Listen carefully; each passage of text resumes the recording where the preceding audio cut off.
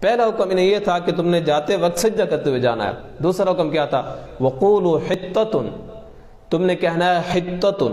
یہ اصل میں لفظ تھا احطط عنا حطا، کہ ہماری خطاؤں کو معاف کر دے.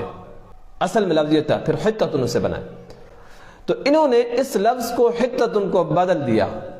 کیا کہا؟ وہاں پہ سجدہ کو بدل دیا اور یہاں پہ حطۃ کی بجائے کہا حنطۃ. حنطۃ کہتے ہیں گندم کی سٹے کو، خوشے کو. اور پھر کہا حبۃ فی شعرۃ، گندم کا خوشہ ہو اور خوشہ گندم کے دانوں سے بھرا ہوا ہو. کتنا لفظ کو بدلا ہے. ہمیں کھانے کے لیے دالیں چاہیے، اس طرح کی چیزیں چاہیے. اب تھک گئی ہیں، آسمان سے ہمیں روزانہ کھانا ملتا ہے. تو انہوں نے کہا حبۃ فی شعرۃ، ہمیں گندم ملنی چاہیے، خوشوں کے اندر ہو، تازہ تازہ گندم ہونی چاہیے. خوشے کے اندر گندم محفوظ رہتی ہے. آپ نے دیکھا ہوگا شاید کہ یہ جو چوہے ہوتے ہیں نا، یا گلہری، یہ جب گندم کو لے جاتے ہیں تو اپنے بلوں کے اندر جب گندم کو رکھتے ہیں غاروں کے اندر تو دانے نہیں نکالتے، اس خوشے کے اندر، سٹے کے اندر رکھتے ہیں، اس کے اندر دانہ محفوظ رہتا ہے. یہ چالاک ترین مخلوق ہے چوہا. بہرحال بتا میں یہ رہا تھا کہ بنی اسرائیلیوں نے کیا کہا؟